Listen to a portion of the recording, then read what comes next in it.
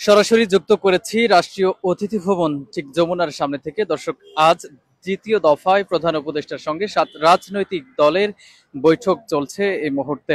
আপনাদেরকে যদি একটু জানিয়ে রাখি, মূলত বর্তমান রাজনৈতিক প্রেক্ষাপট নিয়ে 7 রাজনৈতিক দলের সাথে আজ কিন্তু বৈঠকে বসেছেন, এবং সেই রাজনৈতিক দলগুলো একটু যদি আপনাদেরকে বলি যে এবি পার্টি, নাগরিক ঐক্য সংহতি আন্দোলন, গণ অধিকার পরিষদ, এলডিপি, ইসলামী আন্দোলন বাংলাদেশ, জাতীয় গণফ্রন্ট ও হেফাজতে ইসলাম বাংলাদেশ, এই 7টি দলের সাথে আজকে কিন্তু প্রধান উপদেষ্টার বৈঠক অনুষ্ঠিত হয়েছে এবং বৈঠকটি চলছে।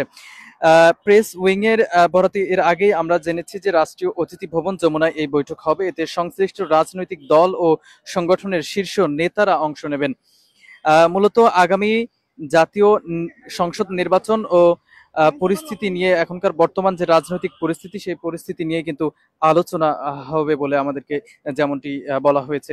এর আগে প্রধান উপদেষ্টা গত রোববার বাংলাদেশ জাতীয়তাবাদী দল বিএনপি এবং এনসিপি ও জামায়াতে ইসলামের সাথে বৈঠক করেছিল, এবং ভিন্ন ভিন্ন সময় তাদের সাথে আমরা দেখেছি বৈঠক অনুষ্ঠিত হয়েছিল। সর্বপ্রথম জামায়াতে ইসলামের সাথে বিকাল ঠিক 4:30 নাগাদ এই বৈঠকটি অনুষ্ঠিত হয়েছিল। এরপর আমরা দেখেছি যে এনসিপির সাথে সন্ধ্যা ঠিক 6:30 নাগাদ এই বৈঠকটি অনুষ্ঠিত হয়েছিল গত রোববার, এবং এরপরে বিএনপির সাথে সন্ধ্যা 7:30টায় কিন্তু এই বৈঠক অনুষ্ঠিত হয়েছিল। অর্থাৎ গত রোববার 3 রাজনৈতিক দলের সাথে প্রধান উপদেষ্টার বৈঠক অনুষ্ঠিত হয়েছিল। আজকে যেমনটি আমরা দেখছি যে 7টি রাজনৈতিক দলের সাথে তারা প্রধান উপদেষ্টা বৈঠকে বসেছেন, এবং যেমনটি বলছিলাম আপনাদেরকে, 7টি রাজনৈতিক দল যদি আরেকবার আপনাদেরকে একটু জানিয়ে রাখতে চাই যে এবি পার্টি এবং গণ অধিকার পরিষদ, সেই সাথে আমরা দেখেছি হেফাজতে ইসলাম, এবং এছাড়াও আমরা যেমনটি আসলে দেখেছি যে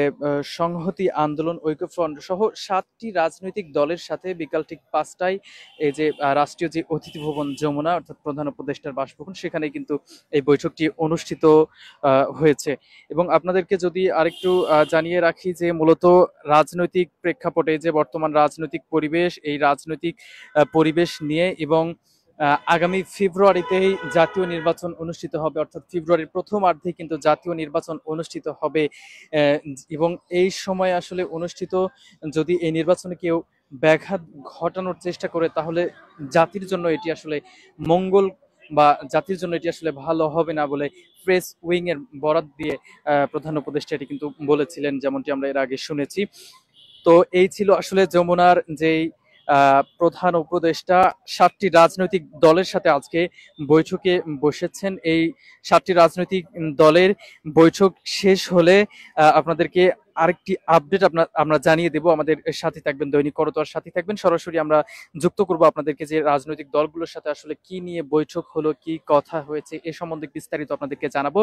এবং সে পর্যন্ত অবশ্যই দৈনিক করতোয়ার সাথেই থাকবেন। সর্বশেষ যে খবরাখবর, সেটি হচ্ছে 7টি রাজনৈতিক দলের সাথে প্রধান উপদেষ্টা ডক্টর মোহাম্মদ ইউনূসের বৈঠক চলছে।